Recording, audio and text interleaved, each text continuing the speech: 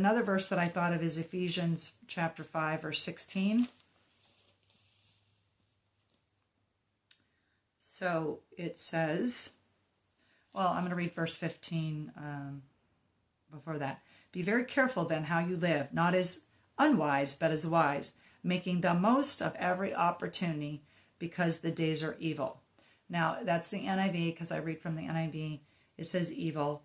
But let's, again, if you look at the original word, it means hardships, because the days are bad. We have bad that a lot of times goes on in our days. Not every day, right? Days are toilsome. Maybe it's an older fashioned word. But hardships are hard. They're hard. Is life hard? Life is hard a lot of times, isn't it? Majority of times it is. And then if we're smart, we take breaks, take vacations, take a day of rest. God commands it. He says we need it. We've got to do it. If you're not doing it, you're hurting your health. You're hurting yourself all around. So, but it's hard. So even if we reduce that from evil is a strong word, to hard, we definitely all agree with that. There is evil going on in this world, so there's evil in days. But we don't want to deny that this is the day the Lord has made. Let us rejoice and be glad in it, right? God made the days.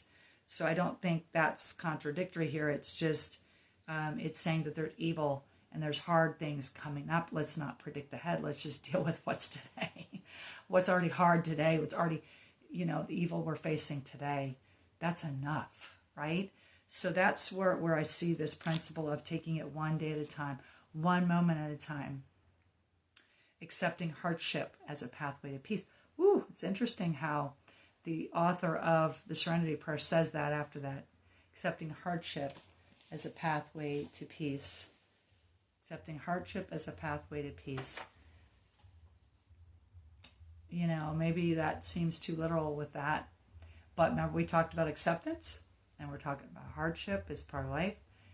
And Jesus promises us peace that's beyond our circumstances. So whatever you want to think about that, I'm just mentioning that.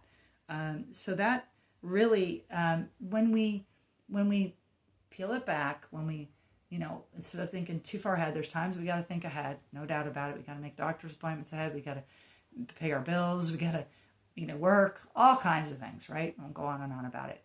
But when we bring it more back to, I'm just going to focus on today because I'm overwhelmed right now. I'm just going to focus on today, just getting through today. God, help me today. What do I need to do today? All of that, right? If we do that, we actually can help motivate ourselves. I believe it can help us to be more motivated. I believe it can help us to find God's grace more in the moment, in the day. I believe it can help us not to be so tired and so worn out. And that includes overwhelmed, because now we're just focusing right on just today. I think it can motivate us. I think we can find more encouragement because we do that. And that's a good thing. It can possibly give us more strength all around. It can be very smart to do. Okay? So please think about that.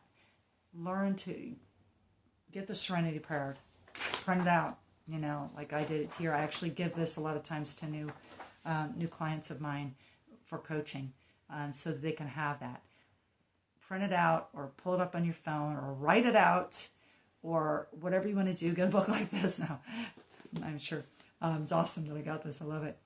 But, get that into your mindset, because when I did a 12-step program in 2017 actually 2018, in the midst of my marriage crisis, in order to work on me and kind of find myself again, and get healthier and get more whole, etc. When I did that, I did a 12-step program. That was the foundation of it, and it got into my head.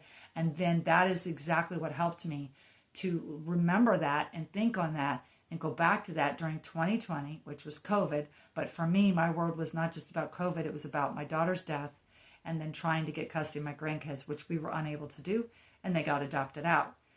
I knew that there was a possibility that we could get denied because of this unfounded thing in the past that happened that I'm not going to go into. I left it in God's hands, but I said I'm going to do everything I can to get my grandkids. I have to do everything I can to get my grandkids. And that's what I went forward to do. And that Serenity Prayer and the Circle of Control was a great aid to me to take it one day at a time, one moment at a time. So that's what I wanted to share today. Thank you for joining me. Please share this video out. We need to get my videos out more to more people, to help more people, because so many people need help with these different things. They're really important for all of our mental health, but they definitely are very pertinent to grief and loss. So God bless you. Bye-bye. Julie K. Bye-bye.